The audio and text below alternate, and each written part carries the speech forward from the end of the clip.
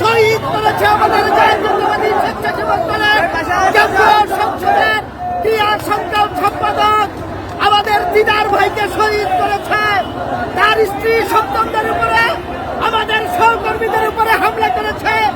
আমরা পরিষ্কার ভাষায় বলতে চাই, প্রশাসনের উদ্দেশ্যে বলতে চাই, খুনি হাসিনা পালিয়ে গেল, তার প্রেতাত্মারা কিন্তু এখনো রক্ত পিপাসা নিয়ে বাংলাদেশে অবস্থান করছে। এই খুনি হাসিনা তাদেরকে নির্দেশ দিচ্ছে আমাদের সহকর্মীদেরকে হত্যা করার জন্য।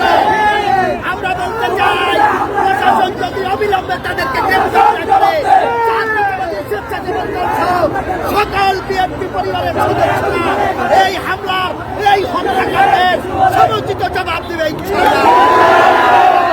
আজকের এই বিজয় পরবর্তী সমাবেশে আমাদের মাঝে উপস্থিত আছেন জাতীয়তাবাদী দল ঢাকা মহানগর উত্তরের বিপ্লবী আহ্বায়ক নন্দিত জননেতা আমিনুল হক আমাদের মাঝে উপস্থিত আছেন। আমাদের মাঝে উপস্থিত আছেন জাতীয়তাবাদী স্বেচ্ছাসেবক দলের সাবেক সভাপতি জনাব মোস্তাফিজুর রহমান উপস্থিত আছেন।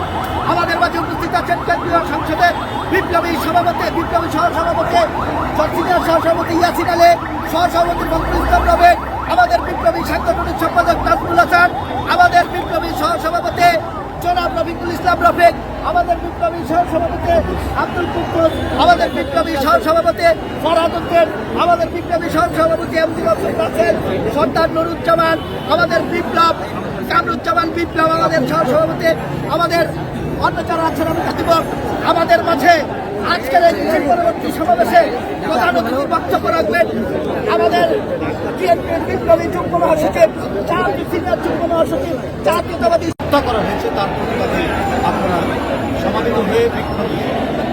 আপনাদের দলের সভাপতি এবং তার পরিবারও আক্রান্ত হয়েছে মারাত্মক, এবং তারাও হয়তো দুনিয়া থেকে চলে যেতে পারতেন যদি আঘাতটা গুরুতর।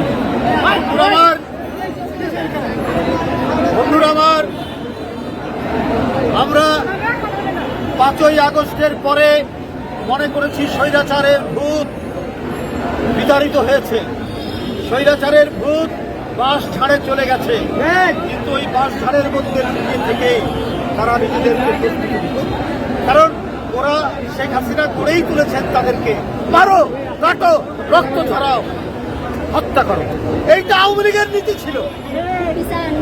গতকাল আওয়ামী লীগের নেত্রীর একটা ভাইরাল হয়েছে একটি বক্তব্য, তিনি বলছেন সীমান্তের কাছাকাছি আছি, সীমান্তের কাছাকাছি আছি এই বলার পরেই গোপালগঞ্জের স্বেচ্ছাসেবক দলের একটি অরাজনৈতিক কর্মকাণ্ড, কোনো সম্মেলন বা কোনো পাবলিক মিটিং ছিল না, বাড়িতে যাচ্ছে অনেকদিন পর এসে জিলানি তার পরিবার, ওরা কাপুরুষ, ওরা জিলানির স্ত্রীকে পর্যন্ত আঘাত করেছে, তার 2 শিশু বাচ্চাকে আঘাত করেছে, ওরা ক্রীড়ানুরাগী স্বেচ্ছাসেবক দলের কেন্দ্রীয় কমিটির ক্রীড়া সম্পাদক দিদারকে হত্যা করেছে।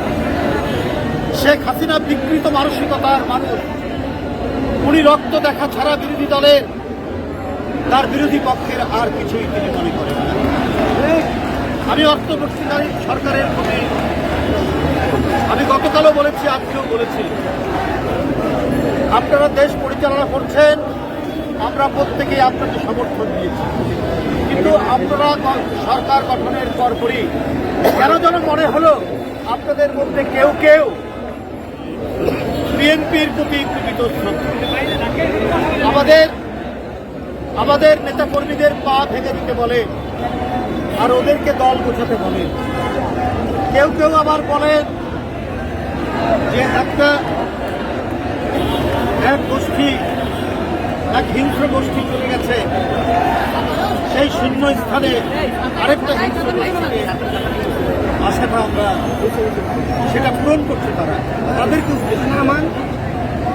আপনাদের এই সমস্ত বক্তব্যই তো আজকে আওয়ামী লীগের পরাজিত শক্তির সেই সমস্ত ঘাতকরা যারা হাজার হাজার কোটি টাকা লোপাট করেছে, শেখ হাসিনার 15-16 বছরে 18,35,000 কোটি টাকা ঋণ নিয়েছিলেন, আর টাকা পাচার করেছেন 17,60,000 কোটি টাকা। আর এই যে তাই মেট্রো রেল দেখায়, পদ্মা সেতু দেখায়, এইটা 75,000 কোটি টাকা এই উন্নয়নের। তো উনি তো বলবেন যে আমি বৈধ প্রধানমন্ত্রী, আমি ফিরে আসছি, কারণ তিনি যে সোনার খনি পেয়েছেন বাংলাদেশে, তিনি যে হীরার খনি পেয়েছেন, তিনি জনগণের নামে আসা 18,35,000 কোটি টাকা নিজের লোকদেরকে দিয়ে পাচার করেছেন।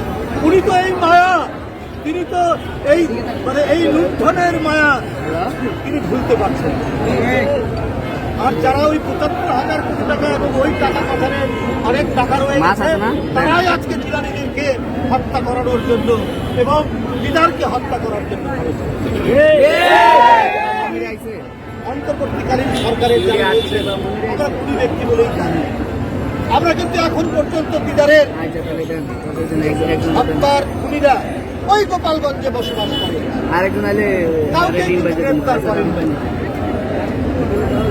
আপনার প্রশাসন আমাদের কোনো উদ্যোগ আমরা গ্রহণ করতে দেখলাম না।